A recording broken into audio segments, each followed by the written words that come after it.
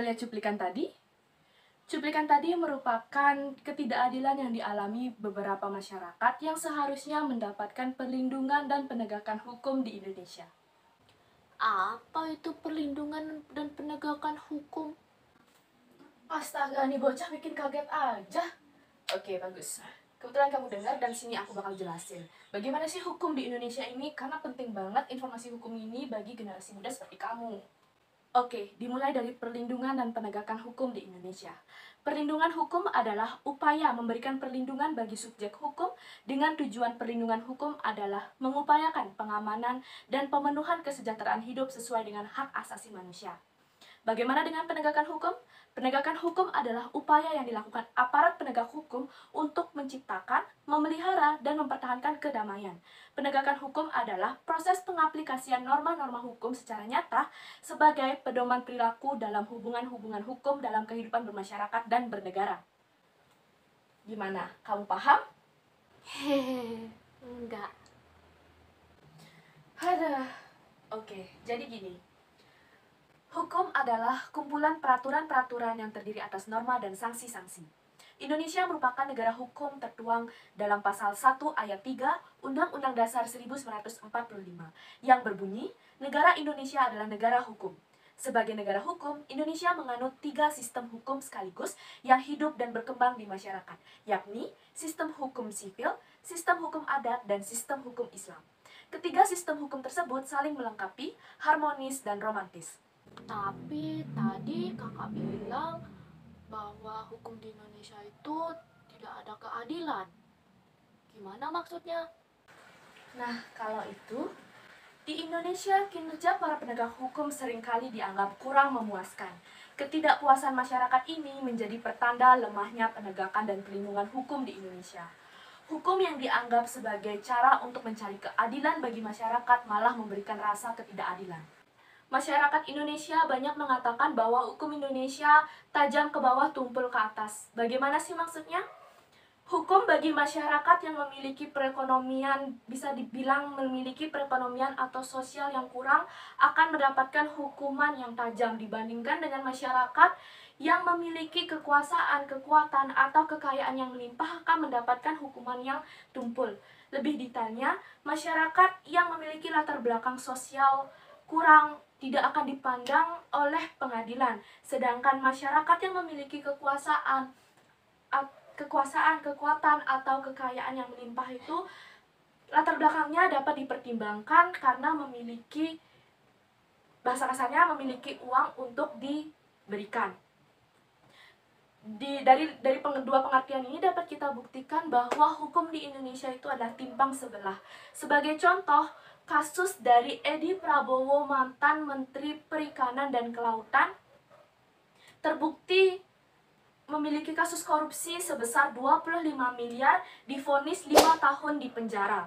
Sedangkan kasus ibu-ibu di Makassar dengan anak 3 single parent penjual pisang epek divonis 5 tahun penjara karena korban dari penyalahgunaan narkoba.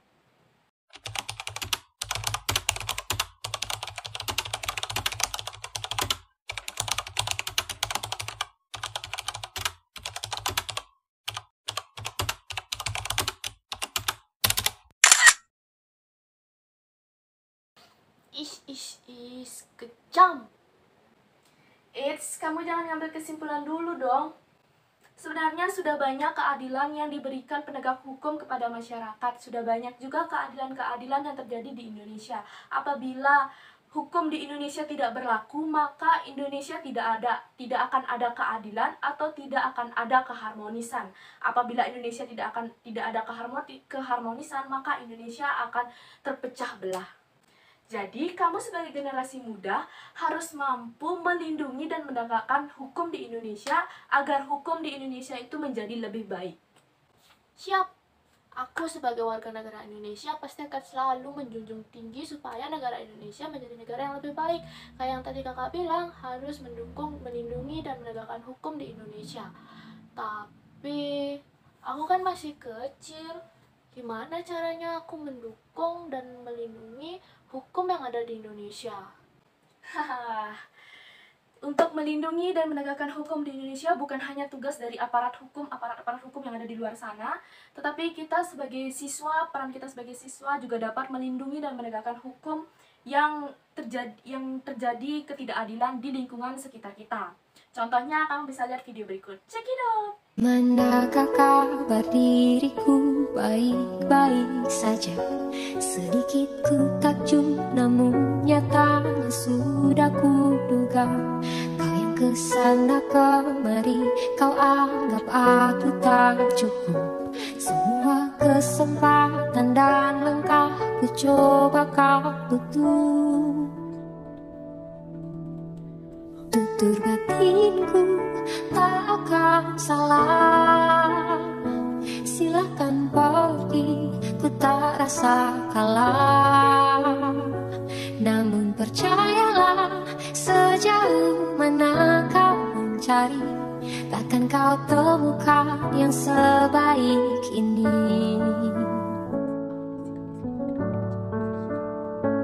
Kau yang kesana kemari, kau anggap aku tak cukup.